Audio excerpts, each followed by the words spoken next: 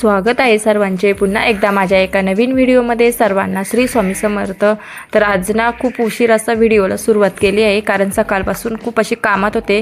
ते दळण म्हणजे तांदळाचं पीठ वगैरे संपलं होतं ना, तर ते घरून दळण वगैरे आणला होता मिस्टरांनी, तर तेच साफ करत होते आणि त्यामध्ये कोंडा वगैरे खूप असा होता आणि पाखरं पण खूप झाली होती। मग ते पाखरता मला जवळजवळ 2:30 वाजले। त्याच्यानंतर घरातले कामं वगैरे आवरता करता आता 5 वाजले आहेत आणि आता घरातील पीठ वगैरे संपलं आहे तांदळाचं, तर ते मी दळण वगैरे निवडून घेतलं आहे आणि आता मी जाणार आहे थोड्या वेळात दळण घेऊन चक्कीमध्ये टाकायला। तर बघा पुढे तुम्ही व्हिडिओ, आणि आजच्या व्हिडिओमध्ये काय काय होईल ते तुमच्यासोबत मी शेअर करणारच आहे। आणि थंडी पण खूप आहे, तर चला मग आता दळण घेऊन जाऊया। दळण मी निवडलं सकाळी, मग काही ठेवून दिलं आणि आता एवढे 5-6 किलो असेल, तो आता मी चक्कीमध्ये ठेवून येते। तर आता निघाले आहे, माही पीत आहे दूध। झाला का? पी लवकर येणार आहे तू येणार आहे का माझ्यासोबत? चल मग, चला मग निघतो आता आम्ही।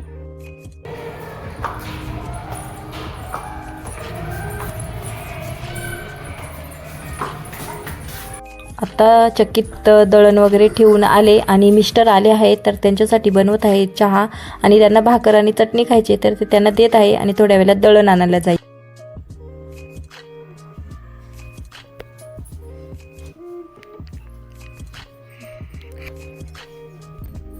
पाहू शकता मी आधी आता दळून पाहून दाखवते तुम्हाला। पीठ बघा किती छान आणि किती मस्त असं दळलं आहे। घेऊन आले, दिवाबत्ती पण केली आणि खूप अशी थंडी लागते, स्वेटर पण घातला आहे आणि ना थंडीमध्ये ना हलका फुलका जेवण घ्यायचा पचेल असता। तर आता माई गेली दवाखान्यात, ती पण आली आहे, तर चला मग आता खिचडी बनवणार आहे। मग आता अभ्यास करायचा ना, ओरल घ्यायची का? एक्झाम चालू आहे ना।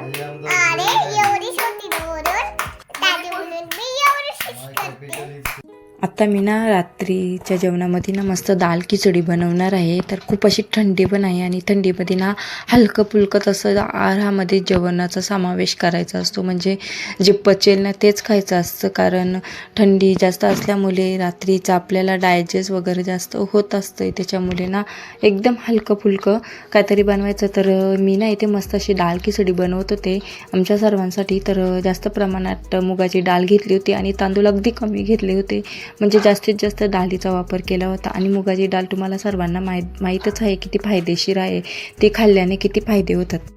मुगाची डाळ ही पचायला खूप अशी हलकी असते, त्यामुळे थंडीमध्ये जास्तीत जास्त मुगाच्या डाळीचा प्रमाण वाढवायचे असतात आपल्या शरीरामध्ये।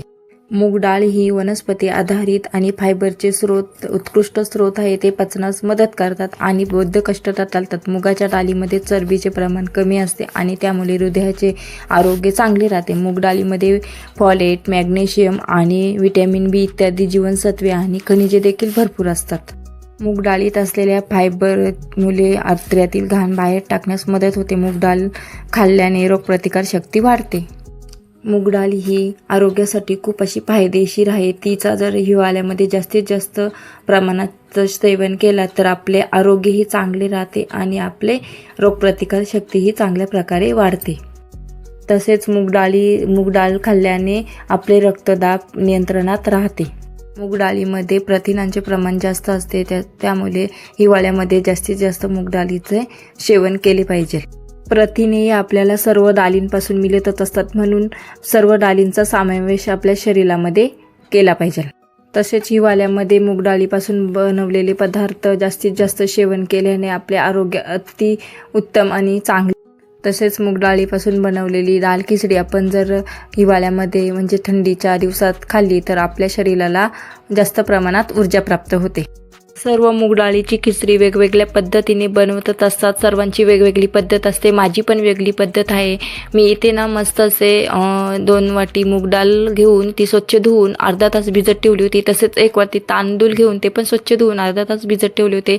तर मूग डाळीची खिचडी बनवण्यासाठी 1 कांदा मस्त बारीक कट करून घेतला होता, 1 टोमॅटो पण छान बारीक कट करून घेतला होता, अर्धा चमचा आले लसूण पेस्ट, त्याच्यानंतर जिरे मोहरीची फोडणी देऊन त्यामध्ये कांदा आणि आले लसूण पेस्ट तसेच कांदा छान प्रकारे फ्राय करून घेतला. त्याच्यानंतर पाणी वगैरे गरम करून घेतला होता आणि मूग डाळ टाकली आणि त्याच्यामध्ये गरम पाणी टाकून अर्धा एक उकळी आणून दिली.